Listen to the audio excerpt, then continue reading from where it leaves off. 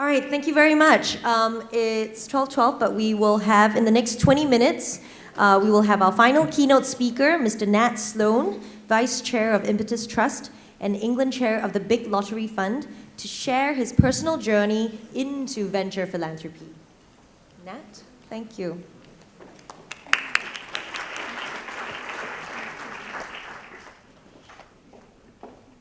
Thank you very much. Is this working? Yeah, okay.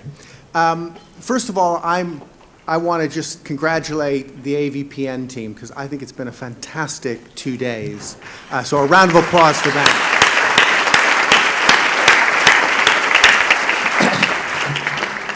Now, I didn't realize that the previous panel was going to link in so well here, because when Doug asked me to talk about my journey into venture philanthropy, it felt like it was going to be a bit of a self-discovery therapy session.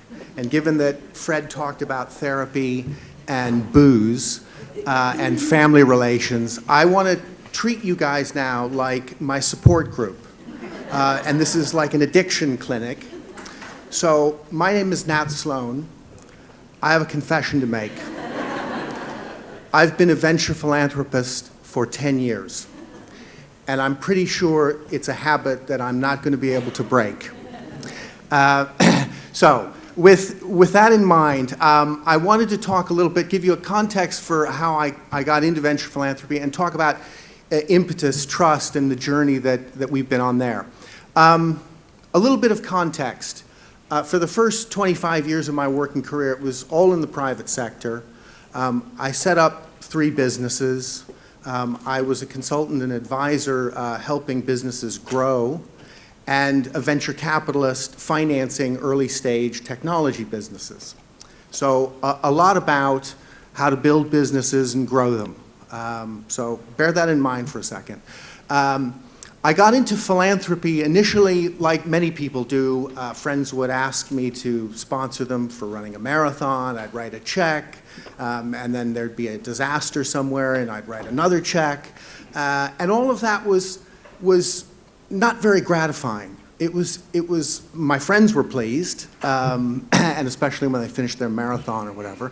But I didn't feel that I was contributing much other than a little bit of money. So I joined the board of a corporate foundation as a trustee, and I had a moment of epiphany one day in 2000. It was actually March in 2000. In the morning, I was at a board meeting for a software business, and we were really giving the management a hard time about their business plan because they were proposing both geographic expansion and product extension that we thought was too fast, and that they really should stick to their knitting.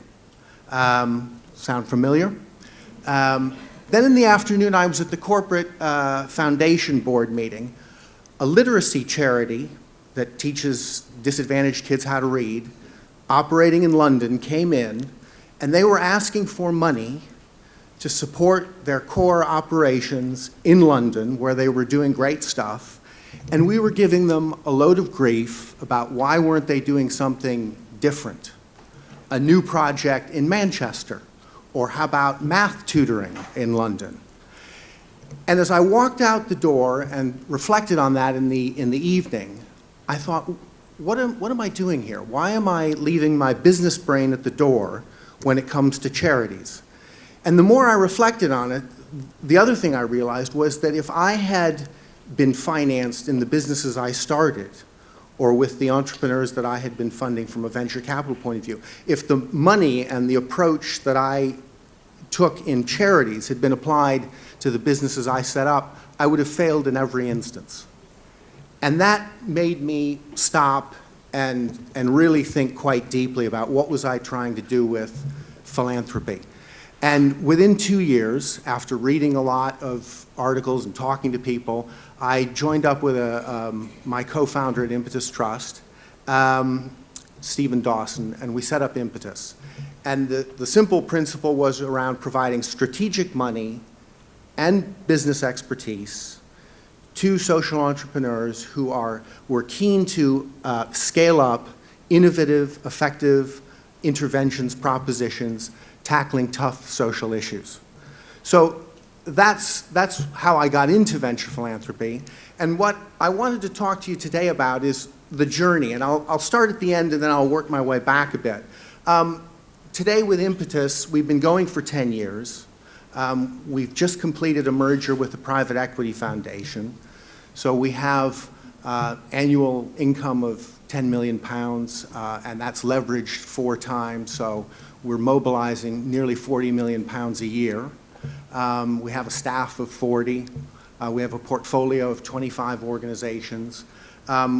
We've entered into 2 partnerships, actually with government, one with the Department of Education, another with the Department of Health, which gives us an asset base of nearly £200 million to tackle certain issues. So in 10 years, we've come a long way. But the journey has been bumpy. There have been mistakes that we've made along the way.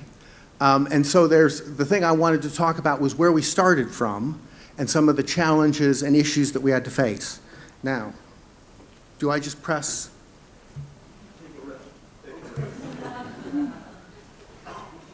Okay. Wrong risk. No, okay, no presentation here. Right. So I'm going to do this without the presentation. So with Impetus, when we got going, the core goal that we had was actually to prove that the venture philanthropy model would work.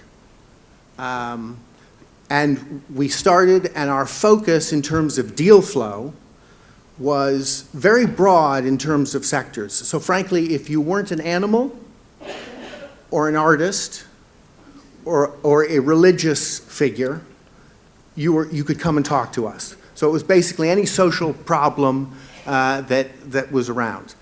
Our focus on the organizations we would work with was actually fairly narrow. It was charities and social enterprises that were up and running, had at least 3 years of trading, and were between $250,000 and $10 million of annual income. The funding, we raised £1 million from family and friends, including Mr. Miller there. Unlike New Profit, we did raise the money before we opened our doors, but we had enough money, we thought, to run for a couple of years and do 2 or 3 deals. And in terms of pro bono support, that was very much from friends of ours in our business network. So we tap on individuals to help out. And in terms of what we were planning to do in terms of our delivery model, we would work with a number of organizations. We would exit them within 4 or 5 years. And that we would be providing grant funding. And that was going to be the way we would move forward with all this. So it was very much focused, our mission was in effect focused on the model. And it was quite a broad church in terms of who we wanted to support in terms of organizations, and lots of bootstrapping with family and friends, both for money and business expertise. As we moved into this in the first 5 years, the model started to work. We could see that there were benefits. And then the really big question that we started to ask ourselves, both as a board and with the executive team. Oh, one other thing I was going to tell you about in terms of when we set up. Our infrastructure, the Impetus International Network, was in an office about the size of this area on the stage. So Stephen and I and our first recruit were around Stephen's desk in his office for the first 18 months. So this was an inauspicious beginning in many, many ways. So as we moved forward and we put some of the money to work and we had trials and errors, and Doug will attest to this, it took us 18 months to do our first deal. And the board members were tearing their hair out because we were kind of thinking through what we wanted to do. And actually, we were a bit risk averse in some ways. But also, we had no idea what we were doing. So we were kind of making it up as we went along. I think the thing that was transformational and actually a key point in our journey was about 4 or 5 years in. We had raised some more money. We had extended beyond family and friends. We had some grant-making foundations that provided support. We were beginning to co-invest with other organizations. So we had a bit of a track record. And the question that we began to ask ourselves is, what is the purpose of Impetus? Is it just to continue to deliver venture philanthropy? So instead of doing 5 organizations, we'll do 15 or 20. Or was there some higher purpose? And I think that whole debate between, is the model the mission, or is there some other mission that we're focused on, became really an existential debate among the trustees, among the staff, among our stakeholders. And that, after a period of time, we all coalesced around the idea that it wasn't going to be enough just to demonstrate that the venture philanthropy model was interesting and useful and effective. We wanted to figure out where and how we could apply it. So in our case, that journey, which, as I'm describing it to you now, feels a bit like, gosh, that doesn't seem that hard. How come you didn't spend a couple hours at a board meeting, figure it out, move on? What's the matter with you guys? But it took about 2 years to shift from that point of thinking about the model to where we wanted to apply it. And we narrowed our focus, and so some of the comments from the chairs earlier was about stay focused. Well, we had to get focused, and it started from narrowing from broad social disadvantage to economic disadvantage where education, employment, or training would be the way out of poverty.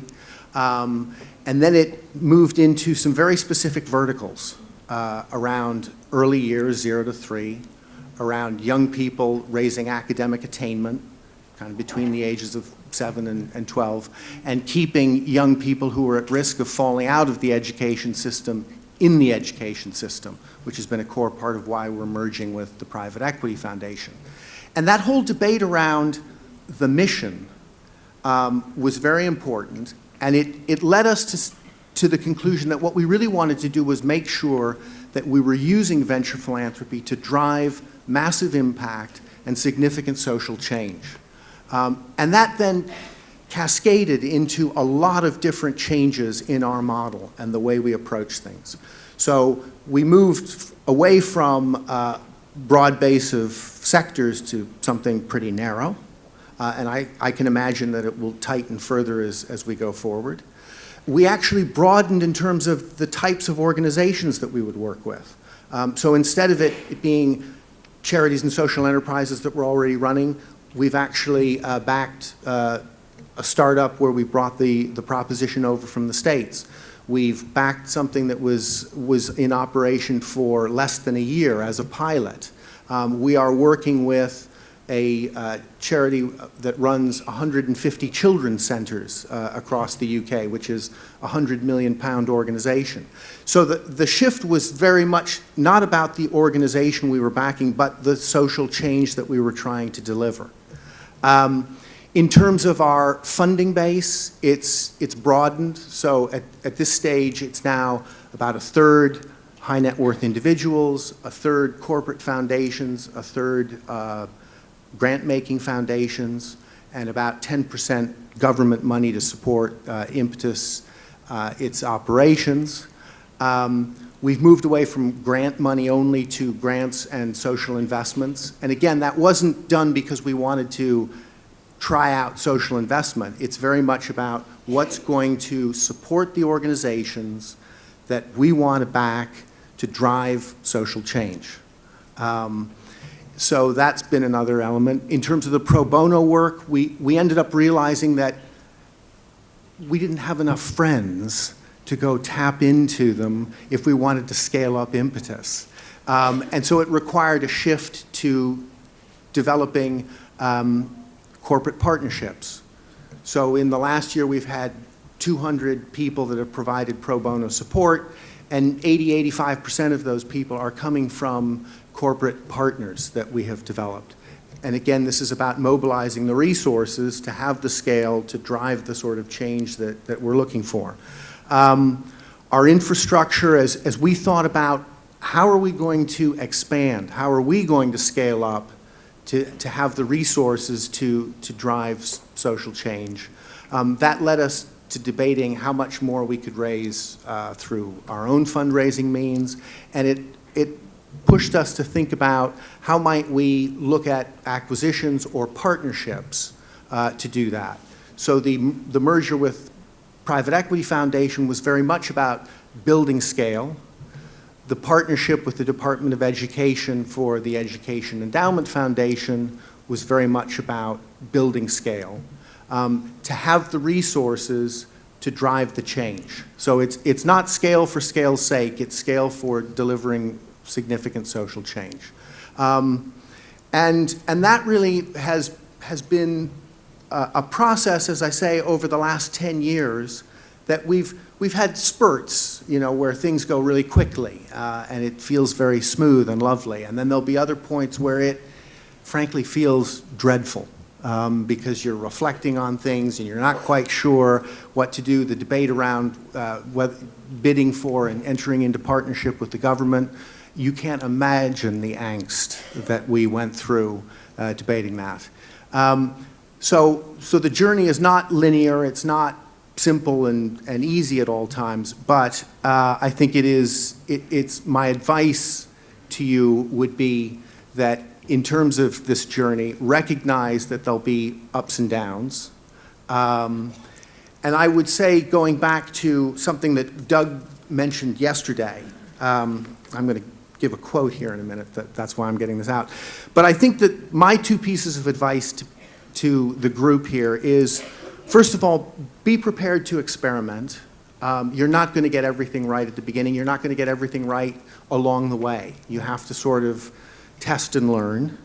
And I think it is important to lean into risk rather than lean away from it. That first 2 years where Stephen and I agonized over, is our first deal going to be great? How do we know it's going to be great? We overthought quite a lot in that stage, and I would say a little less thinking, a little more action. And the other thing that I always tell people in my journey is you've got to be patiently impatient. Doug described it as we've got a 50-year plan, and we're somewhere between 2 and year 8 in this plan. So if you think about it that way, be very impatient in terms of short term to get stuff done, but recognize that the long-term goals of building a market on a global scale, is something that takes every market builder a long time to do. And I would like to close with 2 quotes, because Doug also mentioned the notion about being a pioneer. There's 2 ways to think about pioneering. There's the John Wayne approach, which is the pioneer because he or she is the person face down in the dirt with the arrows in their back. I don't like that one.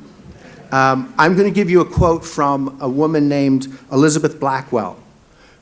I'm a keen buff of 19th century history. Elizabeth Blackwell was the first woman to qualify as a doctor in America in 1849. Now that's one tough pioneering achievement, I believe.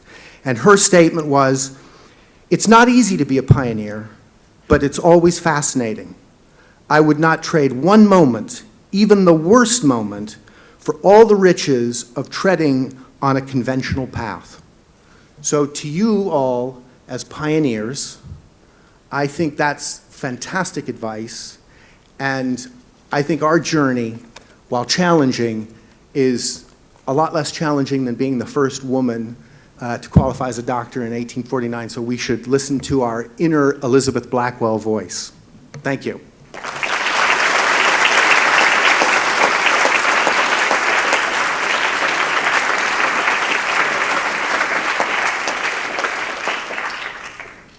Now, I was told if anybody had any questions or wanted to share some of their therapeutic advice, now's your chance.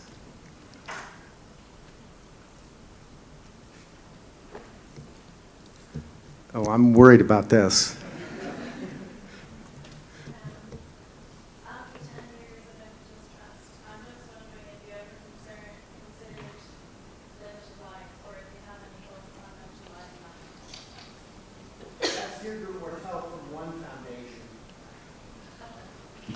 That's Deirdre from One Foundation, and she is running a limited life organization. Within Impetus, we never did think about it. I actually think that there is tremendous value, even if you're not operating with a limited life mission from the start, to actually think about what you would do with an organization if you did have to close it down or you wanted to move on in 10 years. I met an entrepreneur, a social entrepreneur in India last year who runs an organization called Dream a Dream. And he talked about the fact that he and his chair, when they started the organization, although they're not planning to shut down, they've developed their business plan very much with the notion of we will shut down in 10 years, and they've operated on that basis. And it's led to all sorts of openness about partnering and almost an open source model. So I actually think my takeaway from a boozy evening we had yesterday is actually that's really great advice for anyone to think about. And I chair the big lottery fund in England, which is probably going to go on in perpetuity. But in many ways, I'm going to go back, and that's going to be one of my takeaways, is what we would do if the lottery was closed down in 10 years, and how that might change what we do.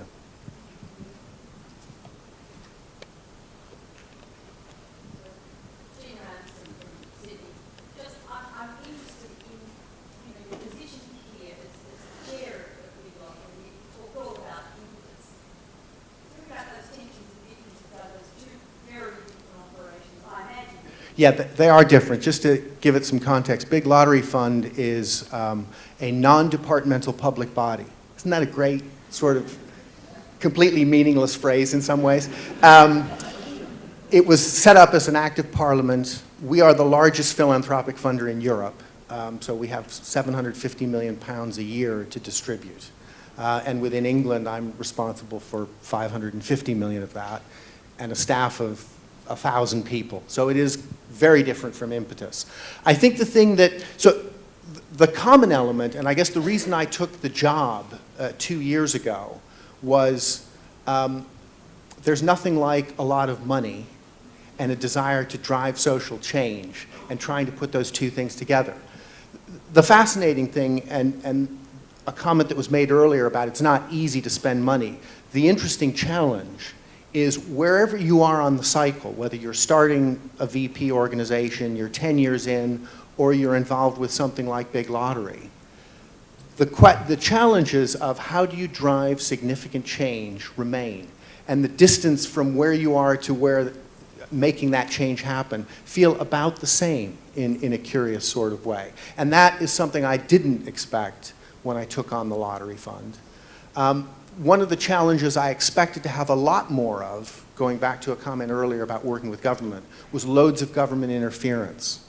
And in point of fact, I've found that both with the civil servants and with the ministers, there's a lot more commonality and a lot more sort of shared interest in trying to figure out how you deliver solutions. I think the biggest difference is that for politicians, they're working with a very short electoral cycle, and I think it must create levels of insecurity that require deep therapy.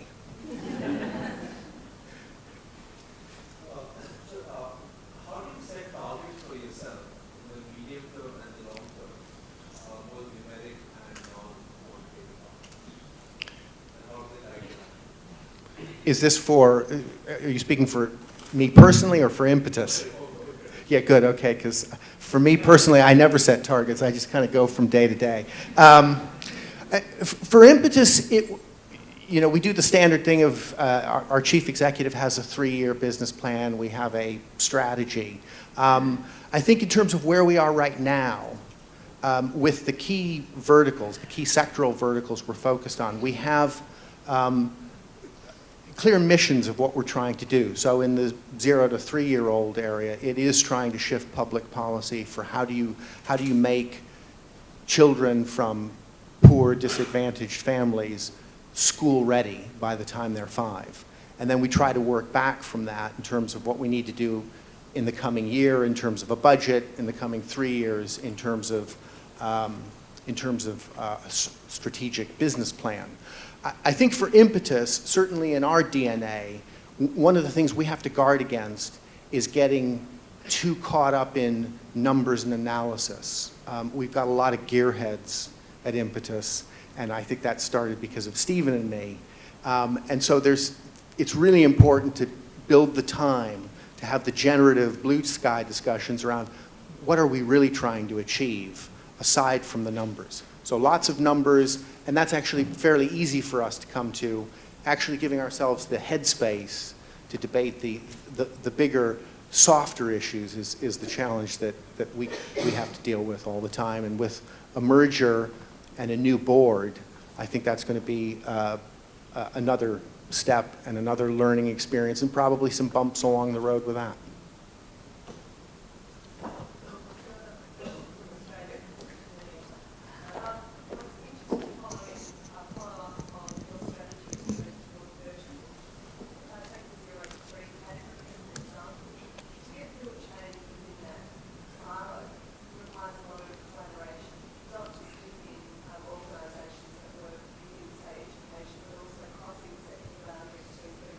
Yeah. Yeah, yeah. That's a great question. I'll comment, and I'll start the comment by saying we're early days in this, and the element of collaboration is going to be a big challenge and opportunity for us. We began very much by doing a lot of internal research around the area, and the thing that we concluded was that there was strong political will to try to do something across parties. So that we thought was very interesting. And we also felt that there was a very strong, although ill-formed business case still around the value of prevention, moving early. And so those two things, I think, gave us a lot of confidence. As part of the research we did do a lot of networking and discussion with people from the Department of Health, from the National Health Service, the Department of Education, key foundations and funders and movers and shakers in that space, a lot of research organizations, and it stretched Impetus well beyond what we had started with, which was basically let's wait for a charity to apply to us and then we'll work with it. So I think the first step was the networking, and then we've just closed on a deal where we're going to be running the Family Nurse Partnership Delivery Unit in the UK as part of trying to drive change. And that is in partnership with the Department of Health and with a well-known research institute there. And so we're pushing ourselves kind of to the edge of, maybe a little bit beyond our comfort zone in doing some of these things, but we do think that kind of partnership on the thinking and delivery level is going to be crucial if we're going to make any difference. And just to put this in context, even with all of Impetus's growth and even with money, if I put all the money in from Big Lottery, against the challenge of that sort of issue, it pales, and it then goes back to the critical element of how to work with government in the long run to really make some change. I'm going to have to apologize and stop the discussion there because of the time, but if you have any questions, Nat, will you be outside for a few minutes later on? Thank you very much. Thank you so much. Please give a round of applause for Nat. Thank you. I just wanted to say, I think you're a great master of ceremonies. I've never seen someone with so much energy.